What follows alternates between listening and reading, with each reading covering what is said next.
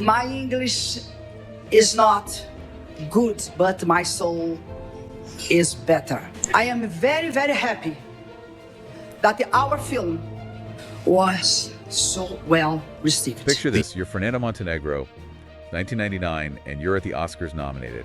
Yeah, for Best Actress. An incredible moment. About to make history, first Brazilian, first Portuguese-speaking actress to ever win. Yeah. The energy is electric. Everyone's buzzing about your performance in Central Station. A masterpiece. But then Gwyneth Paltrow wins. Oh, it was like the air went out of the room. I mean, Fernanda Montenegro became this rallying cry. Yeah. Not just in Brazil, but for anyone who felt like the Academy had just missed a huge chance to really embrace global cinema. And now here we are, 2025, and her daughter, Fernanda Torres, is generating serious Oscar buzz herself. It's amazing. So today we're doing a deep dive into not just one, but two Oscar journeys decades apart, but connected by legacy talent.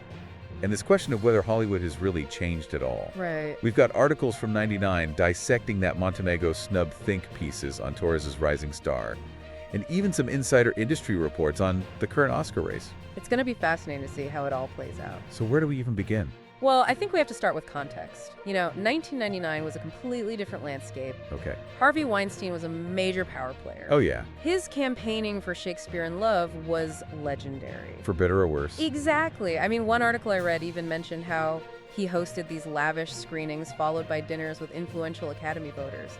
This was a time when those tactics really worked. So are we saying Montenegro lost because of Weinstein's aggressive tactics? It's impossible to say for sure. And look, I don't want to take anything away from Paltrow's performance either. Right. But the optics weren't great, let's just say that. Yeah. And it fed into this larger narrative at the time that the Academy favored familiar Hollywood stories over international cinema. Which makes Torres' situation all the more interesting. Absolutely. I mean, yes, the Academy has awarded films like Parasite and Roma in recent years. They have. But both of those films, while brilliant, had different strengths playing in their favor. Right. You know, Parasite was this genre-bending thriller that captured the global zeitgeist.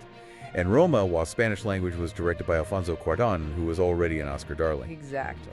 So that brings us to a crucial question. What's Torres' narrative going to be? Because it's not enough to just give a great performance. No, it's not.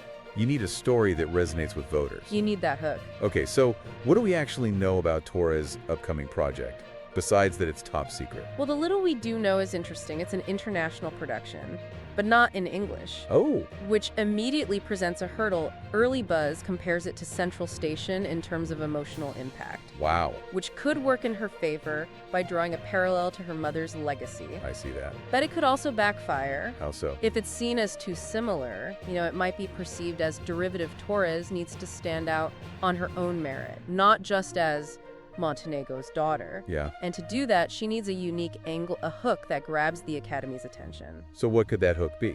Well, one path is the discovery narrative. Okay. If the film premieres at a prestigious festival like Cannes or Venice and wins big, that generates buzz, positions Torres as this fresh, exciting talent. It's the look what we've been missing approach. I can see how that would be effective, but there's also the risk that the Academy sees it as too small, right? Oh, absolutely. They tend to favor actors with these established careers and a string of hits. Yeah, that's the other side of the coin. Okay. Which is why another possible angle is to lean into Torres' own unique style. I mean, she's known in Brazil for blending humor and depth. Right. For taking on roles that are both comedic and deeply moving. If the film showcases that versatility, it could really set her apart from the more typical Oscar bait dramatic performances. It's almost like she's navigating this minefield of expectations and biases. Yeah. On one hand, she needs to honor her mother's legacy. But on the other hand, she needs to forge her own path. And all of this is happening against the backdrop of an industry that's still grappling with its own internal struggles. Okay, so let's talk about that. How has Hollywood really changed since 1999?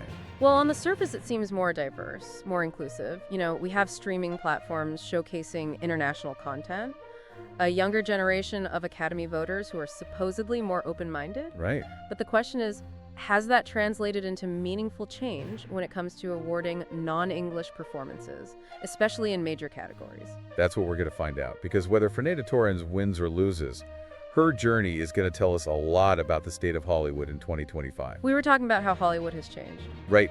Has it really, though? Well, and let's not forget, even if the Academy is more open-minded now, the Oscar campaign itself is a whole other beast. Okay, break that down for me. What does an Oscar campaign actually entail? Well, it's not just about making a good film. Right. It's about this strategic, often very expensive effort to woo Academy voters. Okay. Think targeted screenings, Q&A sessions, parties, even billboards with the actor's face plastered all over LA. So it's basically like a political campaign. Practically, yeah, and that's where international actors often face a disadvantage.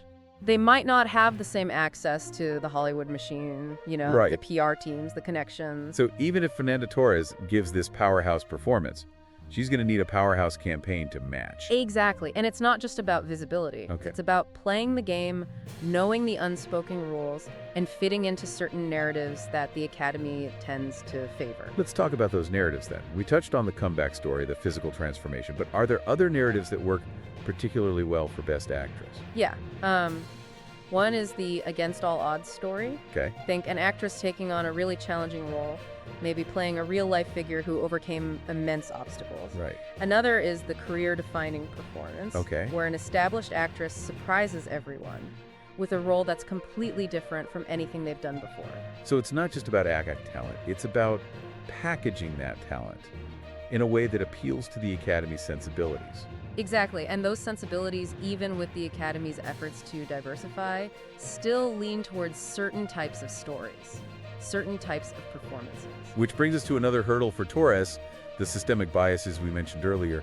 What are those specifically, and how might they affect her chances? Well, one bias is the preference for biopics. Okay. The Academy loves a historical figure, especially if it involves an actress undergoing a major physical transformation. Think Meryl Streep in The Iron Lady or Gary Oldman in Darkest Hour.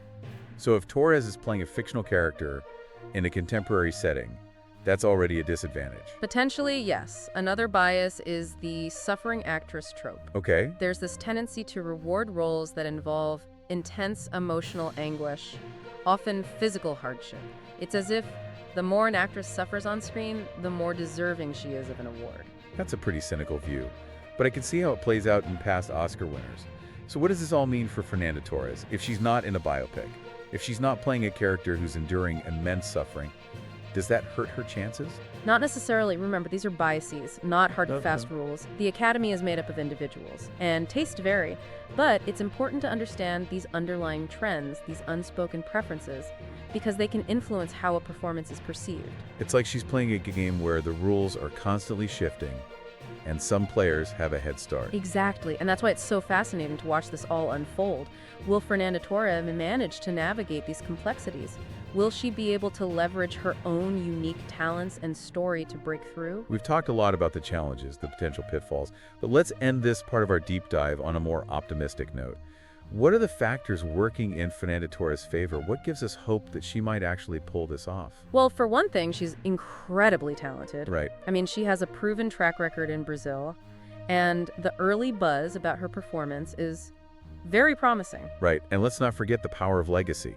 Her mother's near win in 1999 could create a sense of unfinished business for the Academy. Oh. It might even make them more receptive to a performance by a Brazilian actress. There's a poetic symmetry there that could resonate with voters. Plus, we're in a different era now. Yeah. Streaming platforms have exposed audiences to a much wider range of international content, and that's likely to influence the tastes of Academy voters as well. So there's hope. Maybe, just maybe, the stars are aligning for Fernanda Torres. Maybe this is the year Hollywood finally gets it right. So we've talked about Fernanda Torres' talent, her family's legacy, and this complicated industry she's trying to break into. It's a lot to consider. It is. What's the one thing you, the listener, should be watching for as we get closer to Oscar season? I'd say pay attention to the narrative that emerges around Torres and her film. Okay. Will it be about the discovery of this brilliant new talent? Right. Will it tap into the legacy of Fernanda Montenegro? Uh-huh. Or will it be something completely different, something we haven't even considered? Because that narrative, as we've said, could be just as important as the performance itself. Exactly. The story that gets told around the film can influence how voters perceive it, how critics review it, even how audiences experience it. It's wild when you think about it. We think of the Oscars as recognizing the best acting, but it's clearly about so much more than that. It really is. It's about cultural trends. It's about industry politics. And it's even about our own preconceived notions about what makes a performance worthy. And in this case, it's also about legacy. Will the Academy finally acknowledge the Montenegro family's talent? Or will history repeat itself? That's the question that hangs over this whole deep dive. It is. And it's a question with no easy answers, you know? We can analyze the trends, we can speculate about the narratives. Right.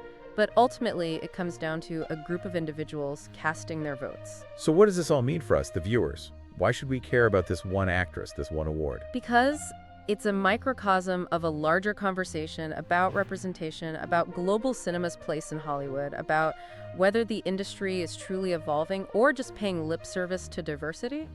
It's about asking ourselves if we're ready to embrace stories from all over the world, to recognize talent that doesn't fit into neat boxes. Exactly. Fernanda Torres' journey, whether it ends in triumph or disappointment, will tell us a lot about where Hollywood stands in 2025. Yeah. It'll be a litmus test for the industry's commitment to change, its willingness to move beyond the familiar and embrace the truly global. As we wrap up this deep dive, I'm left with one final thought. What does Fernanda Torres' potential win or loss say about us, the audience? Are we too ready to embrace a wider range of stories and perspectives? Or are we still clinging to the same old narratives, the same